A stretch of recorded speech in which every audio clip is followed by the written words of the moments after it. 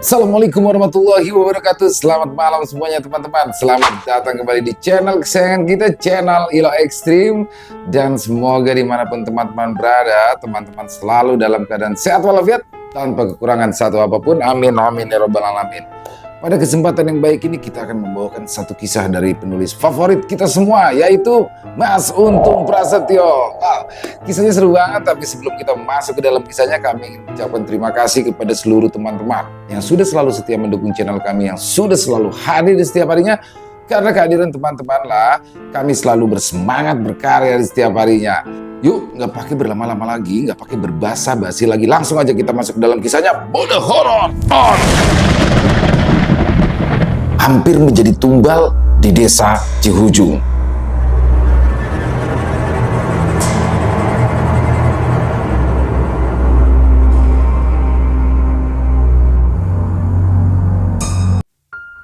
Rian berlari tak tentu arah ketika sosok makhluk yang menyerupai manusia tapi dengan tubuh yang sangat besar terus saja mengejarnya.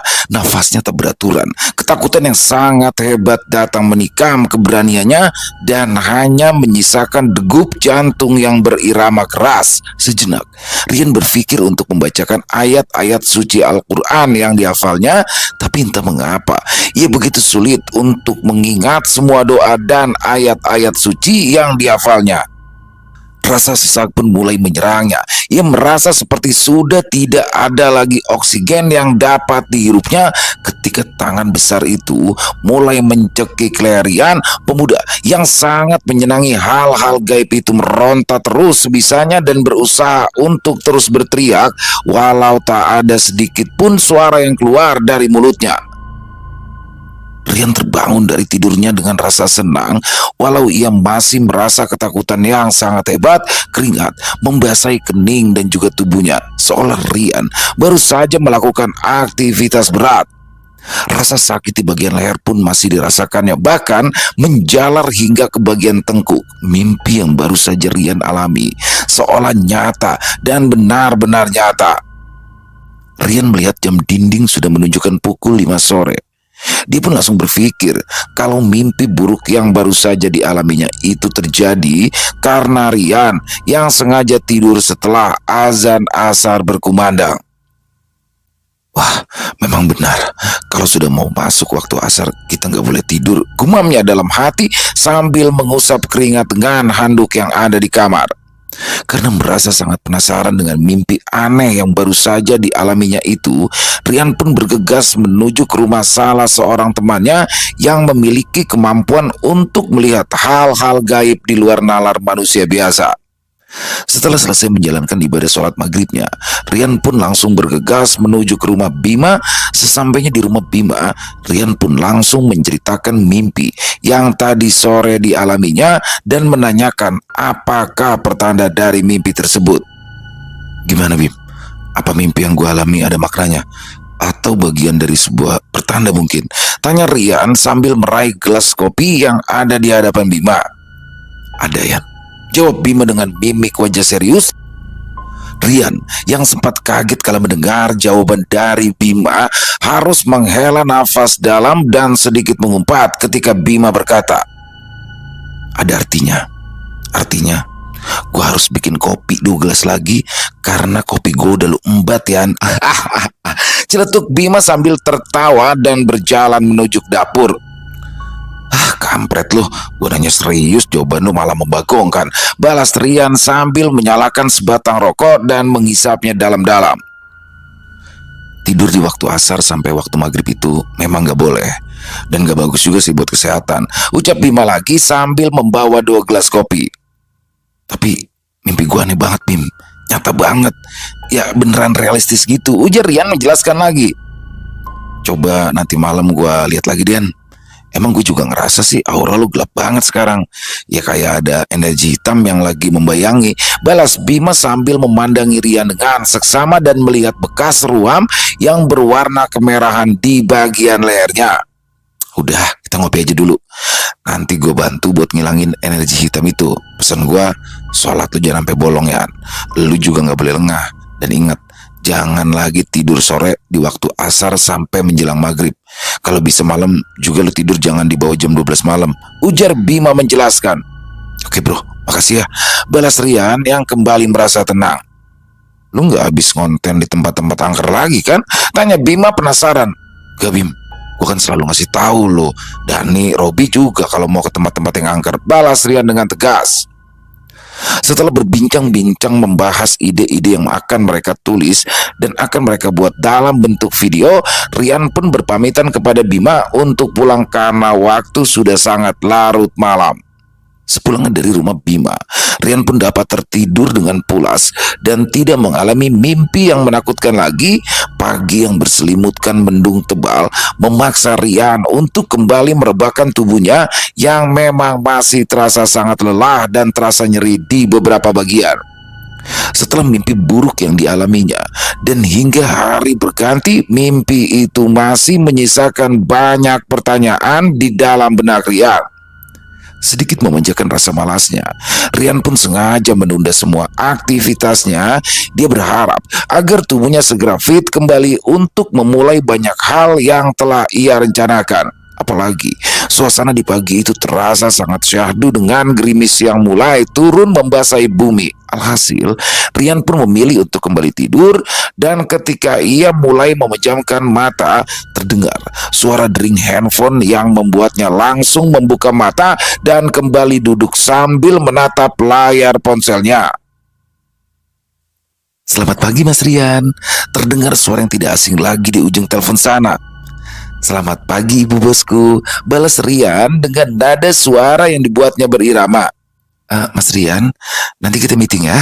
Saya tunggu di kantor jam 1, ucap Bu Rati yang sontak membuat Rian terkejut. Ya, Bu Rati adalah seorang pengusaha sukses yang memiliki banyak harta kekayaan dan Rian pun sudah beberapa kali membantu Bu Rati dalam beberapa proyek yang dikerjakan oleh perusahaan milik Bu Rati.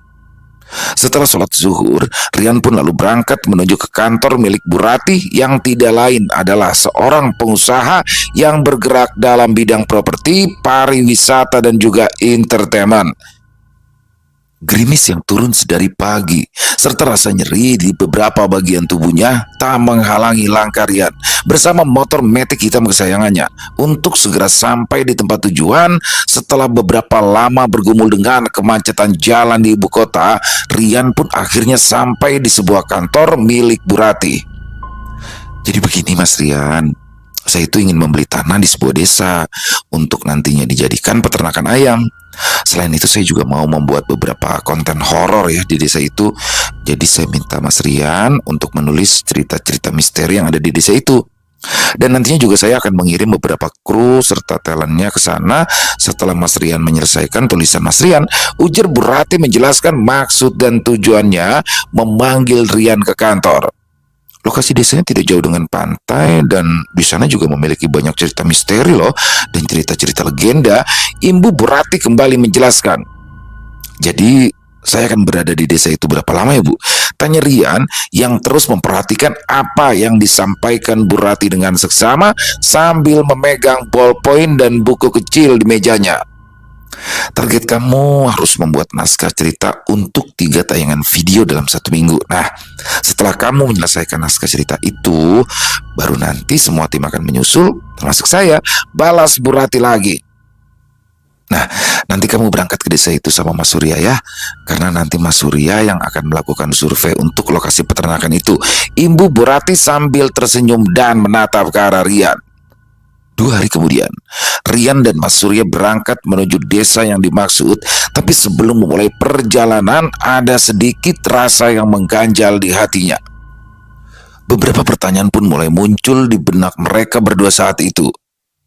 Tumben kali ini kita naik bus ya Mas, biasanya kan ada sopir yang nganter, tanya Rian ketika sampai di sebuah terminal kecil dengan beberapa bus akap di sana. Gue juga heran ya. Biasanya kan Bu Rati menyediakan unit mobil dan supir untuk perjalanan jauh kayak gini, jawab Mas Surya sambil membolak-balikan 2 lembar tiket bus malam di tangannya. Ya udahlah Mas, kita nikmatin aja perjalanan ini. Anggap aja kita lagi piknik. Ujar Rian sambil berjalan menuju bus yang akan mereka tumpangi. Pada awalnya, perjalanan mereka yang menggunakan bus malam terbilang lancar dan menyenangkan. Namun, ketika waktu sudah menunjukkan pukul 11 malam, mulai muncul hal-hal aneh di luar nalar. Saat itu, Rian terbangun ketika bus yang ditumpanginya bersama Mas Surya berhenti. Rian pun mulai meregangkan tangan dan punggungnya yang terasa sangat pegal. Mas, bangun mas, ucap Rian perlahan sambil menepuk lengan Mas Surya yang tertidur pulas di sampingnya. Kita ke toilet yuk, mumpung busnya berhenti, ajak Rian sambil melihat ke arah depan. Karena Mas Surya tidak juga bangun, akhirnya Rian pun berdiri dan mulai berjalan ke arah pintu depan bus untuk keluar dari dalamnya. Tapi ketika Rian sampai di bangku penumpang barisan paling depan, tiba-tiba saja langkahnya dihentikan oleh seorang kakek yang mengenakan baju koko dan peci hitam. Kakek itu memegang erat lengan Rian sambil menatapnya tajam. Jangan keluar nak, tetap di dalam bus ini saja, ucapnya dengan suara tegas. Maaf kek, memangnya kenapa ya? Tanya Rian sambil menatap lelaki tua yang masih duduk di depannya. Lihat sekitarmu, ucap kakek itu sambil terus menatap Rian tajam. Rian yang merasa tidak ada keanehan pun lalu mengedarkan pandangan ke sekitar. Dan setelah ia melihat ke sekelilingnya dengan seksama, tiba-tiba saja ruangan di dalam bus yang tadinya nampak terang dengan cahaya lampu kini menjadi gelap dan seolah seperti diselimuti asap tebal yang berwarna putih. Rian kembali memperjelas penglihatannya sambil sesekali mengusap kedua matanya. Dan anehnya, bus yang tadinya terisi oleh beberapa orang penumpang kini nampak kosong dan hanya tersisa Rian serta seorang kakek tua yang masih memegang erat tangannya. Belum sempat Rian bertanya kembali kepada sosok kakek yang duduk di depannya itu, tiba-tiba saja bus bergoyang dengan hebat hingga membuat Rian terjatuh ke lantai bus. Pulanglah nak, urungkan niatmu untuk pergi ke desa itu, ucap kakek tua tadi yang wajahnya tampak mulai samar terlihat oleh Rian. Guncangan yang dirasakan oleh Rian pun perlahan mulai mereda dan sayup-sayup terdengar suara Mas Surya memanggil-manggil nama Rian berulang kali.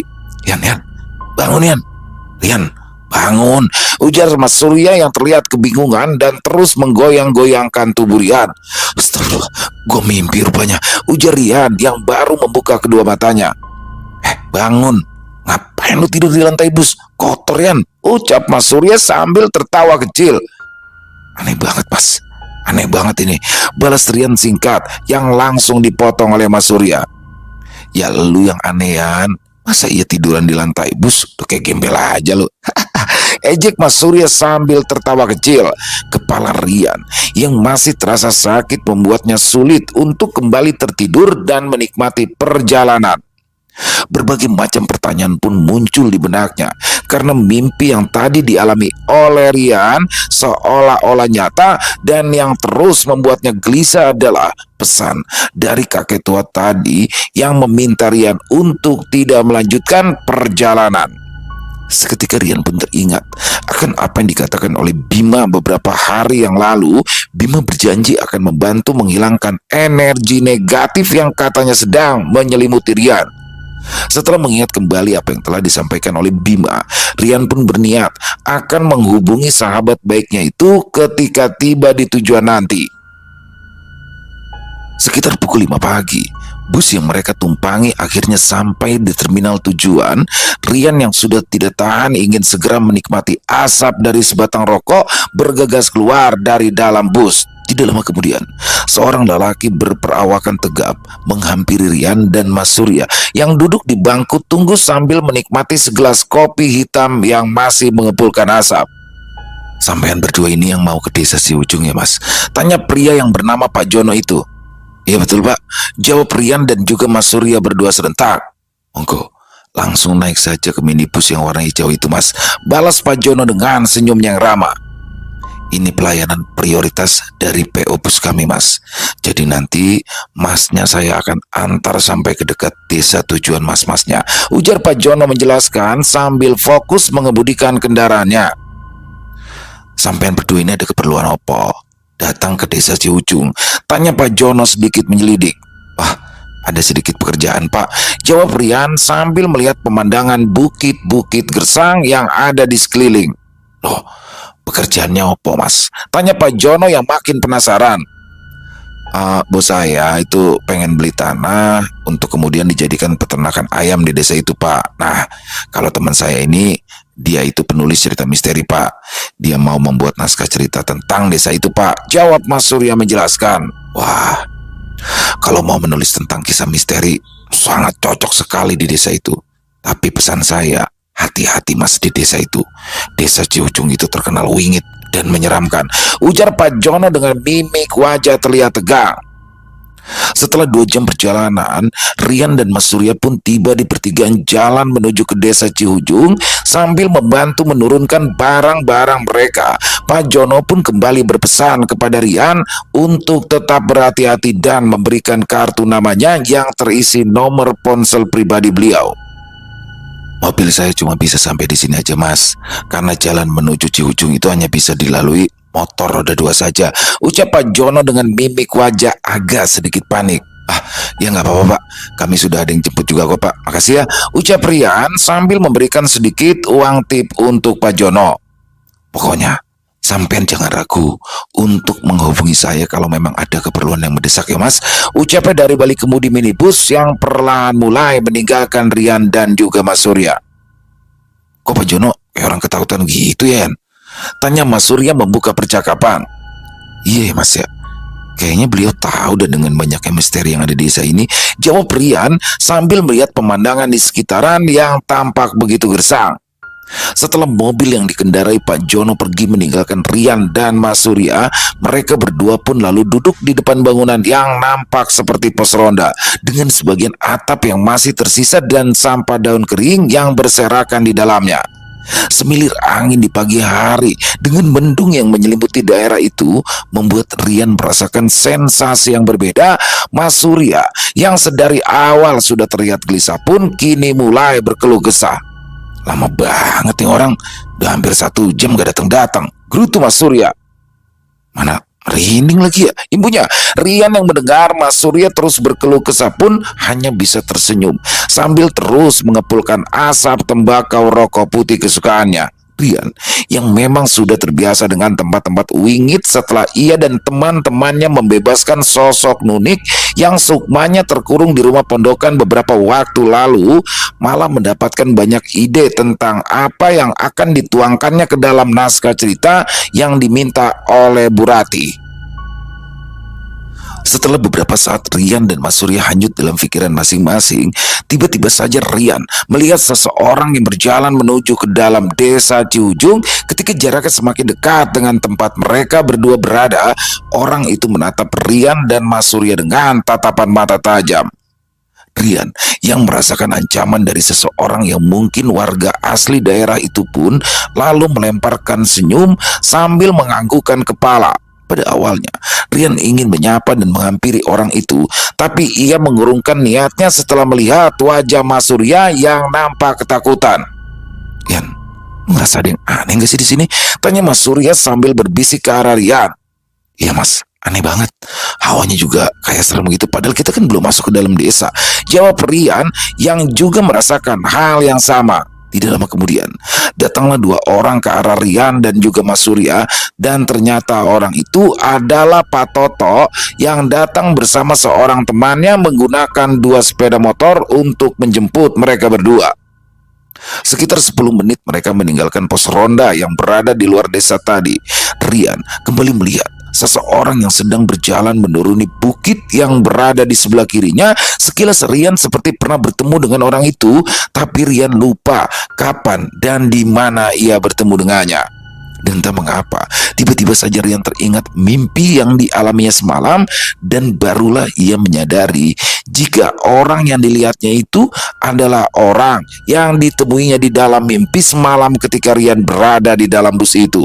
Rian kembali menoleh ke belakang untuk memastikan orang yang dilihatnya tadi masih ada, tapi ternyata di belakangnya sudah tidak ada siapa-siapa lagi di sana, dan hal itu pun sontak membuat bulu kuduknya meremang. Belum hilang rasa keterkejutannya, Rian kembali dibuat kaget ketika Pak Toto yang sedang mengendarai motornya tiba-tiba saja berhenti dengan mendadak. "Ada apa ya, Pak?" tanya Rian membuka percakapan. "Kalian teh harus meninggalkan potongan kain yang kalian miliki di depan patung kayu itu," balas Pak Toto dengan tenang menjelaskan. "Tapi untuk apaan, Pak?" tanya Rian yang kebingungan. "Itu merupakan syarat mutlak untuk dapat memasuki desa ini dengan aman, Mas," jawab Pak Toto kembali dengan tegas. Karena tidak ingin memperdebatkan adat istiadat desa setempat, Rian dan Mas Surya pun langsung menuruti apa yang telah disampaikan oleh Pak Toto dan juga Pak Yadi. Keduanya pun langsung mengambil kaos milik mereka masing-masing dan meletakkan benda tersebut di depan patung kayu yang berada di gapura masuk desa tersebut. Setelah itu, mereka juga meninggalkan selembar uang kertas di hadapan patung yang berada di sebelah kiri gapura tersebut. Setelah setengah jam perjalanan menyusuri bukit batu yang nampak kering itu, akhirnya Rian dan Mas Surya pun tiba di rumah Pak Toto. Hal yang pertama dilakukan Rian adalah mengambil ponselnya dari dalam tas lempang yang ada di depan dadanya. Tapi alangkah gusarnya Rian kala itu ketika ia mengetahui bahwa di daerah itu tidak ada sinyal sama sekali. "Waduh, di sini nggak ada sinyal ya, Pak?" tanya Rian sambil menatap Pak Toto dan Pak Yadi bergantian. Pak Toto hanya menggelengkan kepala dan tersenyum kepada Rian, tapi yang membuat Rian dan Mas Surya sangat terkejut sekaligus berpikir keras saat itu adalah ucapan Pak Yadi yang penuh dengan tanda tanya. "Kalian itu tidak butuh sinyal di sini. Nikmati saja hari-hari yang masih bisa kalian temui esok hari," ujar Pak Yadi dengan ketus. Setelah melontarkan perkataan yang membuat hati Rian tidak nyaman, Pak Yadi pun berlalu pergi tanpa berpamitan. "Yadi itu orang seperti itu. Tidak usah dipikirkan ucapannya tadi," ujar Pak Toto yang membantu membawakan barang-barang ke dalam rumah. Rian dan Mas Surya pun memasuki rumah Pak Toto yang masih sangat sederhana sekali. Bentuk rumah joglo khas pedesaan dengan 4 tiang di tengah rumah itu membuat Rian merasakan suasana yang tidak biasa. "Pak Toto kenal sama Bu Rati," ujar Mas Surya yang terlihat agak canggung ketika berada di dalam rumah Pak Toto ini. Tidak Mas. Saya hanya diminta Yadi untuk memberikan tempat kalian menginap, lalu mengurus segala keperluan kalian berdua selama di sini," balas Pak Toto menjelaskan. "Jadi yang dimaksud oleh Bu Rati dengan orang yang dikenalnya itu adalah Pak Yadi ya, bukan Pak Toto?" tanya Rian mencoba memperjelas.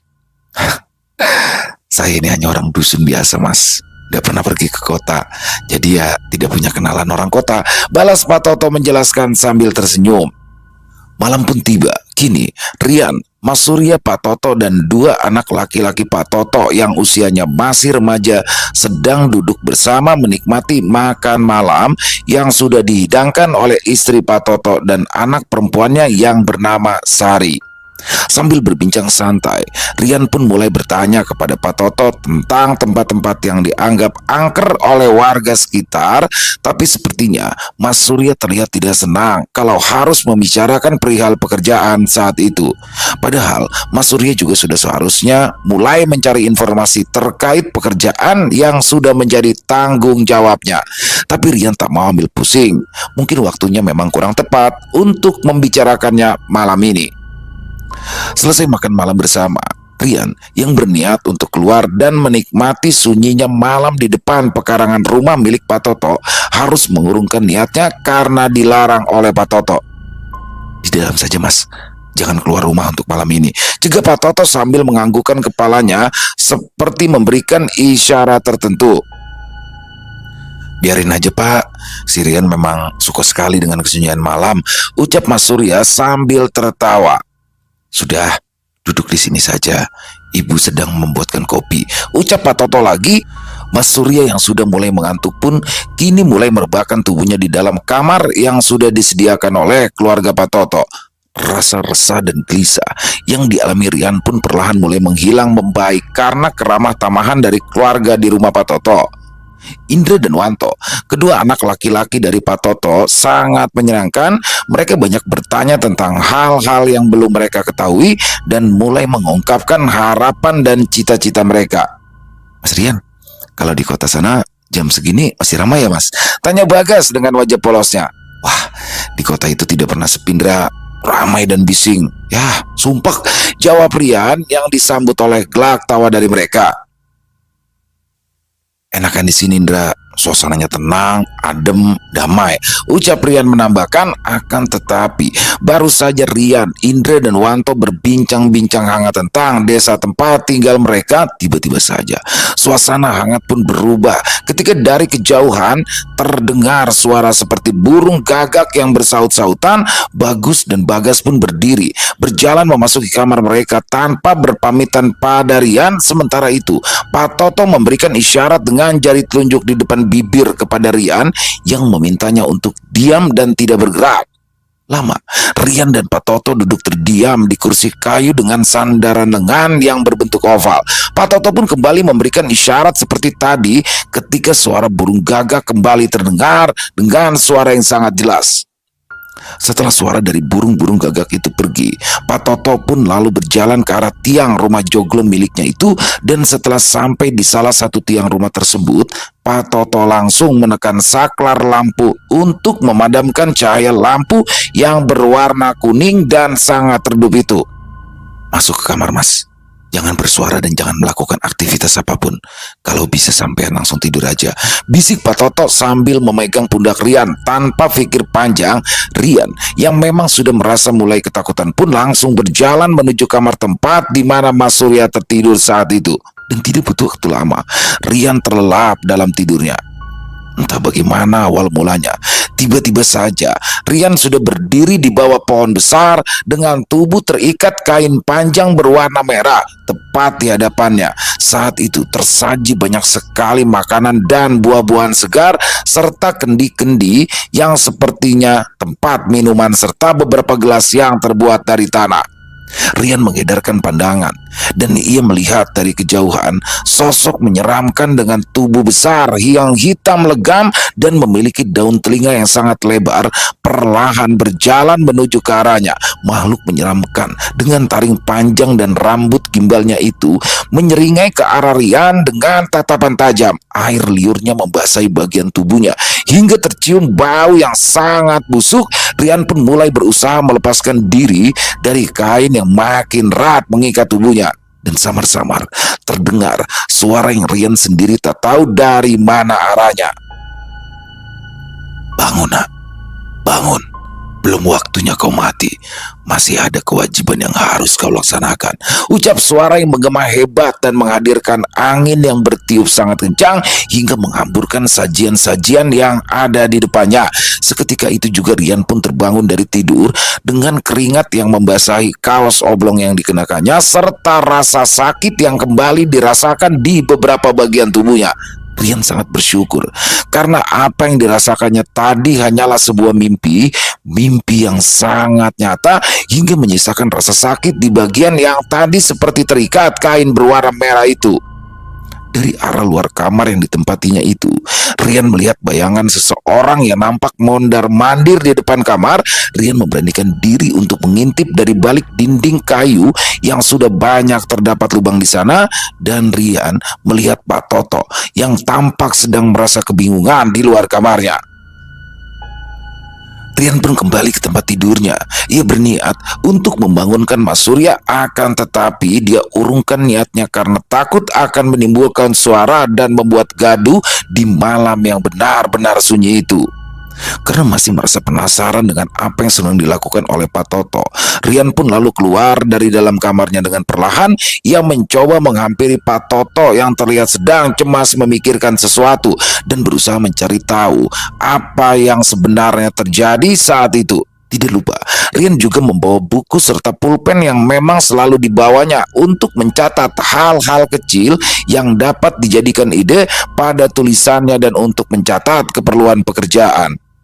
Setelah Rian keluar dari dalam kamarnya, Pak Toto pun hanya menatapnya dingin sambil terus menghisap sebatang rokok lintingan di tangan, lalu mengepulkan asap tembakau tersebut yang aromanya membuat nafas sesak.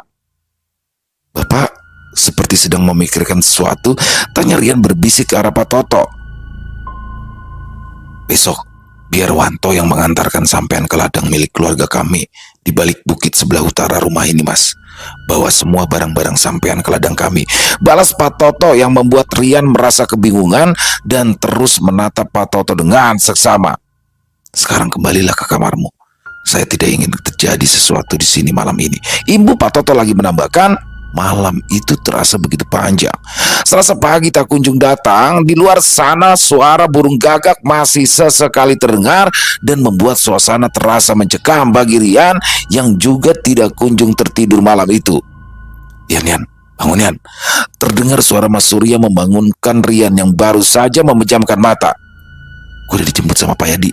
Mau diajak ngelihat lokasi tanah yang mau dijual, ucap Mas Surya yang terlihat memasukkan beberapa peralatan kerja yang dibutuhkan. Tunggu dulu Mas, gua mandi dulu. Pinta Rian kepada Mas Surya. Lu tunggu di sini aja Yan. Lagian cuma ada satu motor, biar gua aja yang pergi sendiri ke sana. Lu siapin apa yang mau lu kerjain, ujar Mas Surya lagi. Rian pun hanya menganggukkan kepala tanda setuju apa yang baru saja diucapkan oleh Mas Surya. Setelah Mas Surya dan Pak Yadi pergi, Rian yang masih merasakan kantuk hebat akibat semalam kurang tidur pun memaksakan langkah untuk keluar dari dalam kamar. Nampak di teras rumah, Bagus dan Sari sedang menata hasil panen dari ladang mereka yang akan dijemur menggunakan alas yang terbuat dari anyaman bambu. Bapak kemana? Tanyaku sambil memperhatikan kakak beradik yang sedang bekerja itu. Wanto melihat ke sekeliling. Lalu ia menghampiri Rian sambil berkata, Mas, kita susul Bapak ke ladang. Tadi Bapak berpesan kalau Mas Rian harus secepatnya menemui Bapak. Bisik Wanto sambil menoleh ke kiri dan ke kanan. Sebentar, cuci muka dulu, balas Rian yang bergegas ke kamar mandi. Setelah selesai dari kamar mandi, Rian pun kembali ke kamar untuk mengambil semua barang miliknya yang tersimpan di sebuah tas ransel besar. Setelah semua barangnya sudah siap dan tidak ada yang tertinggal, Rian pun bergegas mengajak Wanto untuk mengantarnya ke ladang menemui Pak Toto. Rian pun sungguh dibuat terkejut ketika menyadari bahwa jarak rumah penduduk satu dengan yang lain ternyata sangat berjauhan dan di desa itu terlihat sangat sepi seperti sebuah desa mati. Setelah setengah jam berjalan menyusuri jalan setapak di perbukitan, akhirnya Rian melihat sebuah gubuk kecil di tengah hamparan tanah kering yang sepertinya itu adalah ladang milik dari Pak Toto. Duduk di sini aja Mas Rian, ucap Pak Toto menyambut Rian dengan ramah. Rian dan Wanto pun lalu duduk di hadapan Pak Toto. Sementara itu Pak Toto meminta Wanto untuk pulang terlebih dahulu agar bisa membantu pekerjaan ibunya. Dan sesaat sebelum Pak Toto memulai apa yang ingin disampaikannya, Rian pun menyalakan kamera digitalnya dan hendak mengabadikan pembicaraan tersebut. Sebelum desa ini menjadi desa yang terlihat sepi dan angker seperti saat ini, Desa Cihujung adalah sebuah desa dan makmur yang ladang serta sawahnya terlihat hijau dengan tumbuhan yang sangat subur, ujar Pak Toto menceritakan. Akan tetapi, setelah Jaya Wirya menemukan bongkahan emas di hutan itu, desa ini perlahan ditinggalkan oleh warganya yang merasa tidak nyaman dengan aturan-aturan aneh yang ada di sini. Ibu Pak Toto lagi mengisahkan. Lalu apa hubungannya semua itu dengan saya, Pak? Sehingga Pak Toto harus menceritakan hal ini jauh dari tempat rumah Bapak, tanya Rian yang merasa penasaran dengan maksud dan tujuan dari Pak Toto. Karena kamu adalah orang yang akan ditumbalkan di hutan itu, Mas, jawab Pak Toto yang membuat Rian sangat terkejut. Loh, kenapa harus saya, Pak? Saya kan tidak tahu menahu akan hal ini, Pak. Kenapa saya yang akan jadi tumbal? Tanya Rian yang mulai merasa ketakutan. Tanyakan hal itu kepada orang yang kau sebut dengan Bu Ratih, karena sepertinya dialah yang sengaja mengirimmu ke desa ini dan ingin menumbalkanmu demi tercapainya apa yang dia inginkan, balas Pak Toto yang kembali membuat Rian tercengang. Apa semua kekayaan dan kesuksesan yang dimiliki Bu Ratih itu diambil dengan cara pesugihan? Gumam Rian dengan wajah tertunduk. Mungkin Bu Ratih itu adalah salah satu keturunan dari warga desa Cihujung yang memperoleh banyak emas dari hutan bawana itu, dan dia harus memberikan tumbal manusia setiap 3 tahun sekali untuk tetap dapat menikmati semua kekayaannya, balas Pak Toto sambil menunjuk ke arah tempat barisan pepohonan besar dan semak-semak itu berada. Tapi apa benar semua itu terjadi, Pak? Karena setahu saya, Pak, setiap pesugihan itu kan meminta tumbal dari keluarga orang tersebut, ujar Rian yang juga tahu banyak tentang kisah-kisah misteri dan juga cerita-cerita tentang pesugihan. Menurut cerita yang saya dapatkan dari almarhum orang tua saya dulu, desa ini mulai ramai dikunjungi orang-orang dari desa lain setelah mereka mengetahui jika di hutan Bawana yang berada di wilayah desa ini terdapat banyak emas. Akan tetapi, setelah beberapa orang yang mencoba peruntungan mereka hilang ketika mencari emas di hutan, barulah desa ini dijuluki sebagai desa mati atau desa wingit.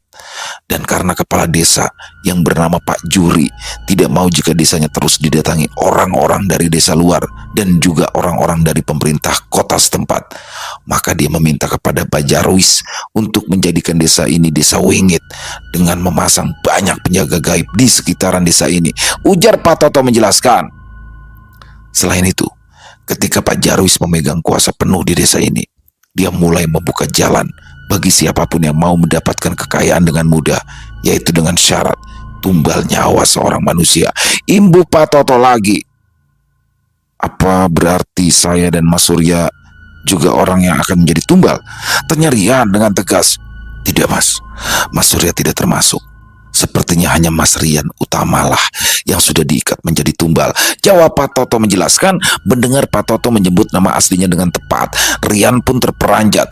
Dan yang lebih membuatnya kaget lagi ketika Rian mengetahui bahwasanya Rian sendirilah yang akan menjadi tumbal. Bapak tidak sedang bercanda kan?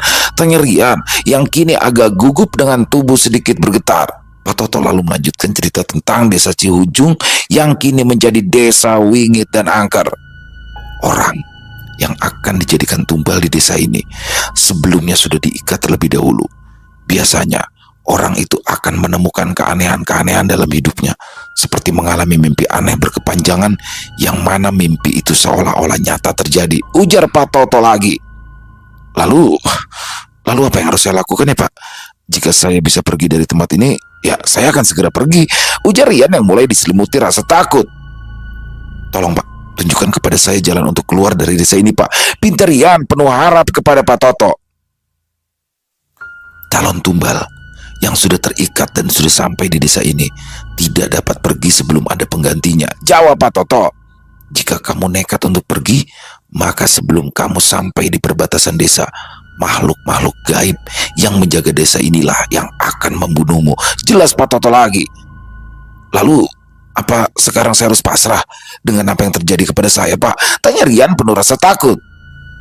Kau harus membuat pilihan, menyelamatkan diri dengan cara menjadikan temanmu itu sebagai pengganti atau berpasrah diri menyambut kematianmu sendiri, balas Pak Toto yang membuat Rian tersentak.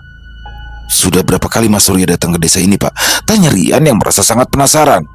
1 kali menginap di rumah saya Mas. Tapi saya sudah 3 kali melihat temanmu itu berada di desa ini bersama Yadi, balas Pak Toto yang tentunya membuat Rian merasa geram. Kalau begitu, sepertinya ini adalah terakhir kalinya dia datang ke desa ini Pak, balas Rian sambil mengepalkan kedua tangan. Kalau kau memang sudah yakin dengan keputusanmu itu, biar nanti saya yang atur semuanya. Yang terpenting, Mas Rian harus terus bersikap biasa saja, seolah seperti tidak terjadi sesuatu, balas Pak Toto meyakinkan Rian. Setelah selesai menjelaskan semuanya, Pak Toto pun meminta kepada Rian untuk segera pulang. Pak Toto takut jika Pak Yadi dan juga Mas Surya sudah berada di rumahnya sebelum Rian pulang. Dan benar saja, setengah jam berjalan kaki dari ladang milik Pak Toto, Rian melihat Pak Yadi berjalan ke arah belakang rumah Pak Toto seolah sedang mencari sesuatu yang sangat berharga baginya. Wajah Pak Yadi pun terlihat sangat tegang kala itu. Dan setelah Pak Yadi kembali ke arah depan rumah Pak Toto, Rian pun langsung berlari ke arah tempat Pak Yadi berada tadi. Di tempat itu, Rian menyembunyikan tas ransel miliknya, lalu mengeluarkan kamera digital serta menyalakan sebatang rokok sebelum ia berjalan ke arah depan rumah Pak Toto. Akan tetapi, Rian pun dibuat terkejut dengan apa yang dikatakan oleh Mas Surya. Hal itu menguatkan hati Rian untuk menjadikan Mas Surya sebagai tumbal pengganti di desa itu. Tenang aja Pak Yadi, Rian itu gak akan kemana-mana. Mungkin dia cuma ngerasa jenuh di rumah, jadi ya berkeliling desa buat ngilangin rasa bosannya, ucap Mas Surya yang sangat jelas terdengar oleh Rian. Lagian juga biarin aja sih dia nikmatin sisa hidupnya Pak. Sebentar lagi kan dia mau jadi persembahan. Ucap Mas Surya diiringi tawa yang sontak membuat Rian meradang mendengarnya. Rian pun mulai mencari jalan agar ia bisa secepatnya berada di depan rumah Pak Toto. Perlahan Rian berjalan memutar menyusuri lereng bukit menuju jalan utama desa itu, dan tidak butuh waktu lama Rian pun sudah berjalan menuju rumah Pak Toto dan mulai menyapa Mas Surya yang terlihat memegang benda seperti telepon genggam besar kala itu. "Woi, Mas Surya," sapa Rian dari kejauhan sambil melambaikan tangan. Mas Surya terlihat gugup dan berusaha menyembunyikan benda yang dipegangnya tadi. "Dari mana aja lu, Yan? Gue cari-cari nggak ada di rumah," ujar Mas Surya yang terlihat gugup. "Ya, lihat-lihat pemandangan alam aja, Mas. Bosen di rumah aja," balas Rian dengan tetap tersenyum. Pak Yadi yang melihat Rian sudah berada di rumah Pak Toto pun langsung pergi dengan menggeber sepeda motornya tanpa berpamitan kepada Mas Surya, dan Rian pun tak mau ambil pusing. Ia segera duduk di dekat Mas Surya. Semua berjalan normal seperti sebelumnya.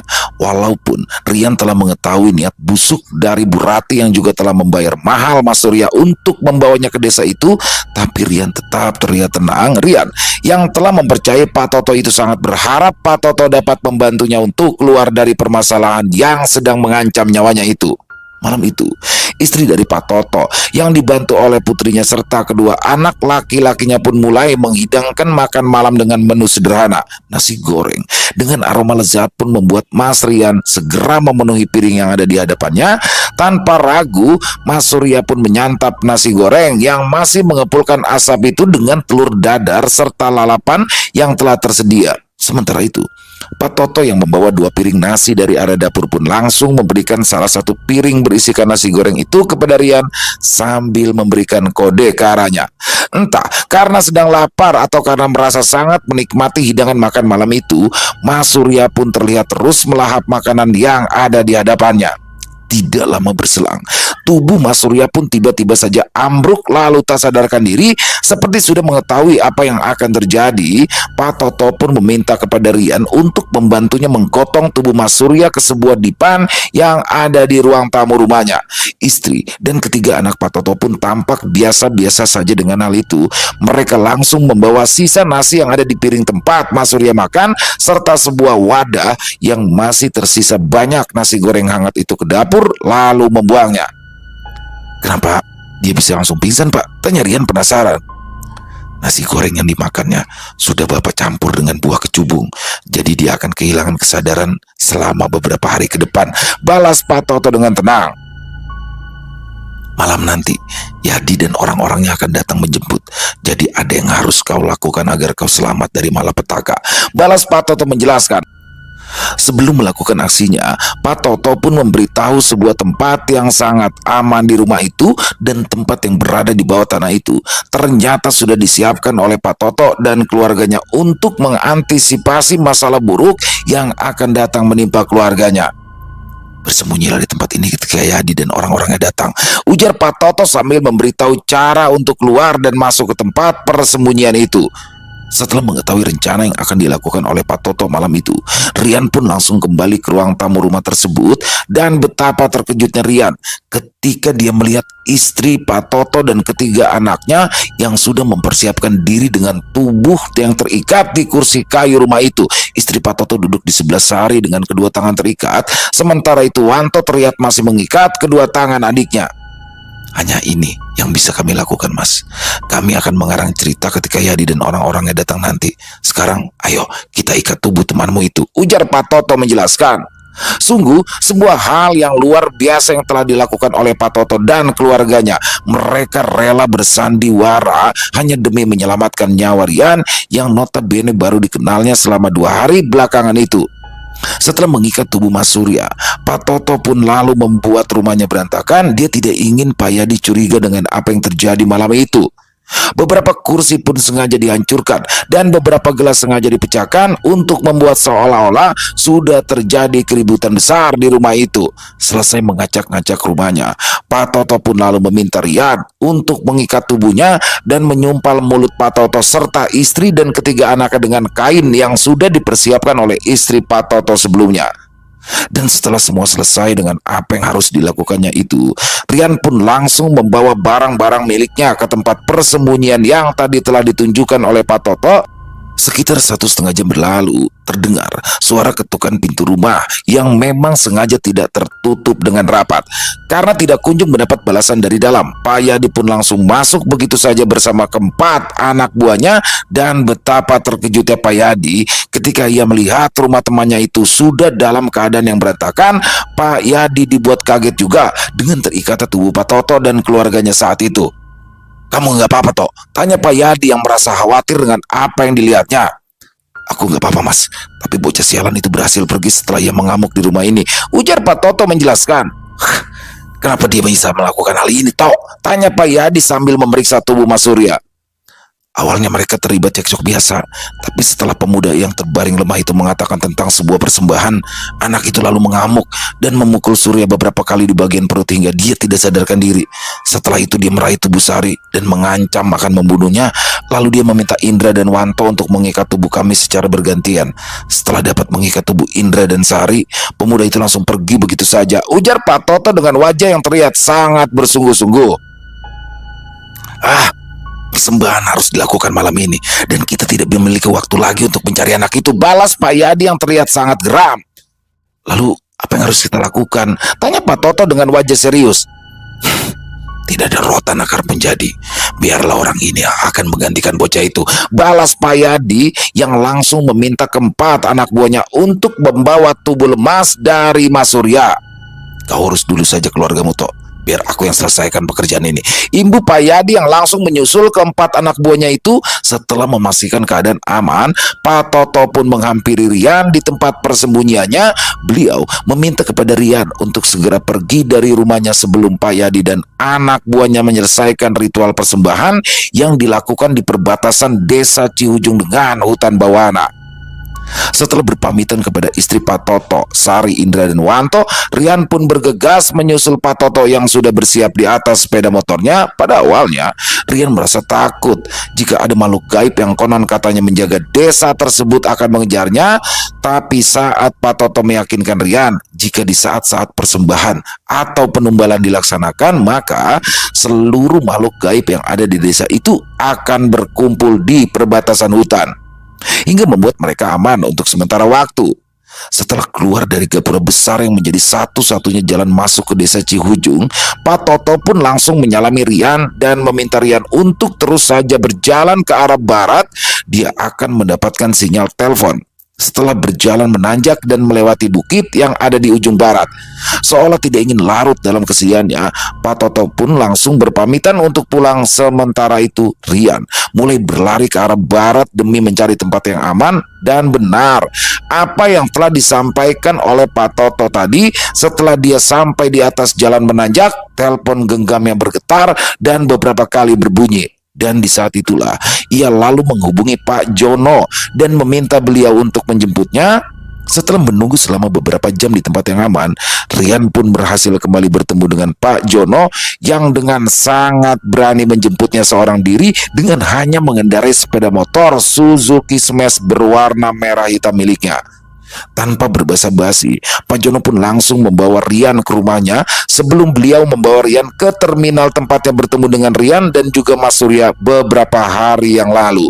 Entah apa yang telah terjadi kepada Mas Surya, Rian pun tidak mengetahuinya lagi. Dan setelah kejadian itu, Rian berusaha menghindari Bu Ratih yang menjadi biang keladi dari semua permasalahan yang pada akhirnya harus membuat Mas Surya kehilangan nyawa.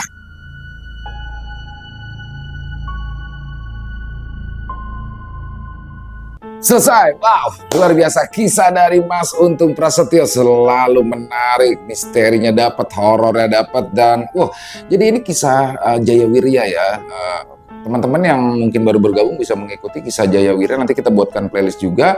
Sudah yang ketiga berarti sama ini ya. Jadi Jaya Wirya itu yang di masa lalu, ini ke masa sekarang, di mana desa Cihujung ini dulunya menjadi tempat penemuan emas, sehingga jadi rame dan terjadi konflik di sana. Dan seorang Rian, jadi ternyata nyambung nih dari kisah kemarin Rian kemarin itu ya.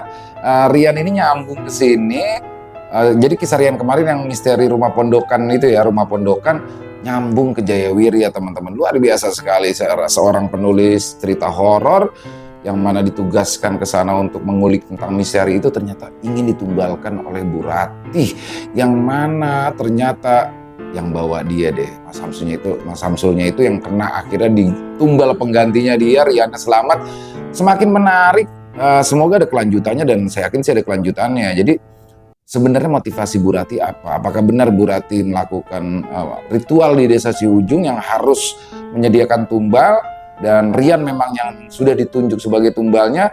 Makin menarik, semoga misterinya semakin terkuak ya. Buat Mas Untung jangan lama-lama untuk terusannya, dan semoga kisah barusan bisa menghibur teman-teman semua para pecinta penikmat horor misteri, lebih khususnya kepada para subscriber dari channel Ilo Extreme. Silakan buat yang punya komentar lain bisa menuliskannya di dalam kolom komentar, ataupun hanya sekedar saling menyapa, silakan. Insya Allah kami akan membalasnya satu persatu. Buat teman-teman mungkin yang suka dengan videonya, dengan kisahnya barusan, bisa diklik tombol like dan tombol jempolnya. Boleh juga di-share link videonya ya ke teman-teman yang lain agar juga ikut merasa terhibur. Dan buat teman-teman mungkin yang baru bergabung ya, atau sudah lama gabung tapi lupa nih belum klik tombol merah subscribe-nya, yuk diklik dulu tombol merah subscribe-nya, lonceng notifikasi juga dinyalakan agar teman-teman tidak pernah ketinggalan ya konten-konten yang akan kami upload selanjutnya. Untuk channel Ilo Extreme ini kami upload setiap harinya setiap jam 7 malam waktu Indonesia bagian Barat. Dan buat teman-teman mungkin yang punya kisah horor misteri ya, yang diangkat dari kisah nyata, dari pengalaman pribadi, apabila mungkin berkenan dibawakan di channel kami, silakan bisa mengirimkannya ke nomor telepon kami yang ada di bawah sini. Bebas, dalam bentuk tulisan boleh, dalam bentuk rekaman suara boleh, senyamannya teman-teman aja. Buat teman-teman yang sudah mengirimkan kisah, kami ucapkan terima kasih. Dan di akhir kata, saya Ilo mengucapkan permohonan maaf apabila dalam pembawaan kisahnya ada kata-kata saya yang salah, ataupun ada kata-kata saya yang kurang berkenan. Saya mohon dibukakan pintu maaf yang seluas-luasnya. Sampai berjumpa lagi di konten-konten kami selanjutnya yang pasti tidak kalah ngerinya, yang pasti tidak kalah seramnya. Masih bersama saya Ilo di channel Ilo Extreme. Salam sehat, sukses selalu untuk kita semua. Jangan lupa bahagia, tapi jangan pernah pura-pura bahagia. Wassalamualaikum warahmatullahi wabarakatuh.